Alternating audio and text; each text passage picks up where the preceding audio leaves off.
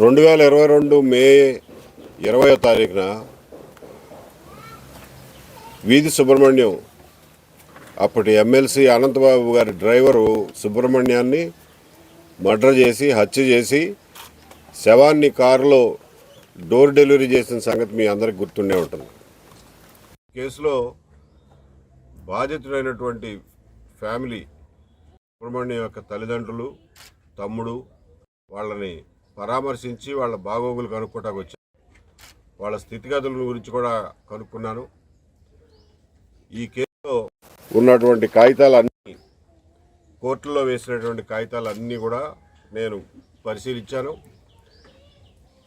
ఈ కేసులో జరిగినటువంటి ఇన్వెస్టిగేషన్ దర్యాప్తు లోపభూయిష్టమైన దర్యాప్తు, తప్పుడు దర్యాప్తు, ఒక హత్య కేసులో జరగడం నా జీవితంలో నేను ఎప్పుడు చూడాలి. నా ఉద్యోగం 30 ఏళ్లలో ఇంత దారుణమైన దర్యాప్తు ఎప్పుడు చూడాలి.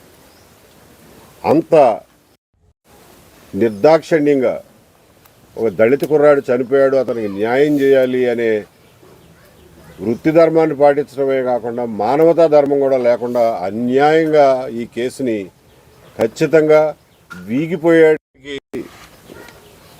ఎలా రాయాలో అలా రాసినట్టుగా ఉంది. ఈ కాగితాలన్నీ ఎఫ్ఐఆర్కి, ఛార్జ్షీట్కి సంబంధం లేదు. మధ్యవర్తుల పంచనామాకి, ఎస్పీ చెప్పేదానికి సంబంధం లేదు. ఛార్జ్షీట్ దాని అంతటా అదే వీగిపోయేటట్టు, కేసు కొట్టివేసేటట్టుగా ఈ కేసు బలంగా నిర్మాణం చేశారు. ఇది ఆంధ్రప్రదేశ్ పోలీస్ చరిత్రనే ఒక మచ్చగా మిగిలిపోయేటటువంటి, దీన్ని చేయాల్సిన అవసరం ఉంది. తక్షణం దీని మీద కేసుని రీఓపెన్ చేసి, కోర్టు నుంచి పర్మిషన్ తీసుకుని రీఓపెన్ చేసి, ఒక ప్రత్యేక పోలీసు దర్యాప్తు బృందాన్ని నియమించి ఈ కేసుని మళ్ళీ మొదటి నుంచి దర్యాప్తు అవసరం ఉంది. నిజానిజాలు బయటికి తేల్చాల్సిన అవసరం. ఈ విషయం చెప్పడానికి ప్రత్యేక దర్యాప్తు బృందం ఏర్పాటు చేయమని చెప్పి కోరడానికి ఎస్పీ గారి దగ్గరికి వెళ్తున్నాను.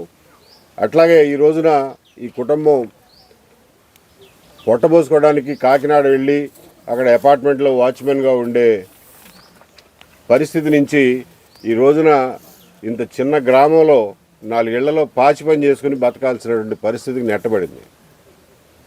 ఇదంతా కేవలం వాళ్ళకి వచ్చినటువంటి బెదిరింపులు, అధికారం మదంతో, దౌష్ట్యంతో వాళ్ళని అక్కడి నుంచి వెళ్ళగొట్టి ఇక్కడ పనులేవి చేసుకునే పరిస్థితి లేకుండా వాళ్ళ బతుకులు నాశనం చేశారు.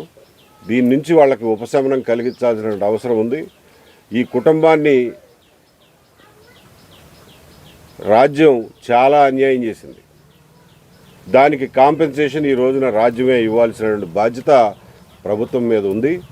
ఆ విషయం మీద వీళ్ళ బ్రతుకు తెరువు గురించి, వీళ్ళ భవిష్యత్తు గురించి, అలాగే వీళ్ళ ఇంట్లో వీళ్ళ పోషణ బాధ్యతలు చూసుకునే కొడుకుని అన్యాయంగా మర్డర్ చేశారు కాబట్టి ఇంకా ఆ రెండో కొడుకైనా ఏదైనా ఉద్యోగం ఇచ్చి ఈ కుటుంబాన్ని ఆదుకోవాల్సిన అవసరం ఉంది. ఈ విషయాలన్నీ ముందు పెట్టి న్యాయం చేయమని చెప్పి డిమాండ్ చేయడానికి కలెక్టర్ గారిని కూడా కలవబోతున్నాను. కాకినాడ వెళ్ళి ఎస్పీ గారిని, కలెక్టర్ గారిని కలిసి ఈ విషయంలో ఇమీడియట్గా డెసిషన్ తీసుకోమని చెప్పి కోరడానికి వెళ్తున్నాను. 2022 సంవత్సరం నుంచి ఇప్పటి వరకు ఇప్పటికీ 3 సంవత్సరాలు అయిపోయింది. ప్రభుత్వం మారి కూడా 10 నెలలు అయింది. ఇప్పటికి కూడా న్యాయం జరగలేదంటే వ్యవస్థ మొద్దు నిద్రపోతుందా, లేకపోతే ఎవరు పట్టించుకోవట్లేదా, లేకపోతే ఏమన్నా ఒత్తిళ్లు పనిచేస్తున్నాయనేది నాకు తెలియదు. కానీ ముఖ్యంగా ఈ కుటుంబానికి మాత్రం ఏ మార్పు 3 సంవత్సరాల్లో రాల. దీని నుంచి ఈ కుటుంబం బయటపడాల్సినటువంటి అవసరం ఉంది. దానికోసం నేను, వరప్రసాద్ గారు ఇప్పుడు దాకా వాళ్ళు కుటుంబ సభ్యులు చెప్తున్నారు, తన సొంత మనిషిలాగా చూసుకుని ఇన్నాళ్ళు వాళ్ళని కాపాడుకుంటూ వచ్చారని. ఆయన చేయగలిగిందంతా చేశారు. అలాగే ముప్పాళ్ళ సుబ్బారావు కూడా చాలా అండగా నిలబడ్డారు ఈ కుటుంబానికి. ఎన్నో ఒత్తిళ్ళు వచ్చినా వాళ్ళు తట్టుకుని నిలబడ్డారు. మిగిలినవన్నీ వివరంగా నేను సాయంత్రం కాకినాడలో మాట్లాడతాను. ప్రస్తుతానికి ఎస్పీ గారిని, కలెక్టర్ గారిని ఈ కుటుంబాన్ని ఆదుకోవడం గురించి రిక్వెస్ట్ చేయడానికి అని చెప్పి కాకినాడ బయలుదేరి వెళ్తున్నాం. Thank you. మభ్యపెట్టడం, కేసుని మసిగూసి మారేడుగాయ చేయడం ఒక్కటే ఇందులో ఇంటెన్షన్ లాగా కనిపిస్తుంది. చచ్చిపోయిన మనిషిని కర్రబెట్టి కొట్టారు అని అంటే ఒంటి మీద 33 దెబ్బలు, ఇంటర్నల్ గా 3 దెబ్బలు పోస్ట్ మార్టంలో తేలితే అవన్నీ కూడా యాంటీ మార్టం ఇంజరీసే, అంటే చనిపోక ముందు తగిలిన దెబ్బలే, చచ్చిపోయిన తర్వాత జరిగిన దెబ్బలు కాదు అని చెప్పి పోస్ట్ మార్టం రిపోర్ట్ వచ్చింది. అయినా సరే ఆ కాంట్రడిక్షన్ ని బయటికి తీయకుండా ఇంకా అనంతబాబు ఒక ముద్దాయి చెప్పిన స్టోరీనే ఇవాళ చార్జ్ షీట్ లో రాసే పరిస్థితి వచ్చింది. ముద్దాయి చెప్పిన సాక్ష్యం చెల్లదని చిన్నపిల్లల్ని అడిగే చెప్తారు. అనంతబాబు చెప్పినటువంటి స్టోరీ రేపు పొద్దున చార్జ్ షీట్ లో ఎట్లా చెల్లుతుంది అన్న ఇంగిత జ్ఞానం కూడా ఆ రోజున పాలకుల్లోనూ వాళ్ళ కనుసన్నల్లో మెరిగిన పోలీస్ డిపార్ట్మెంట్ లోనూ కనిపిస్తా ఉంది.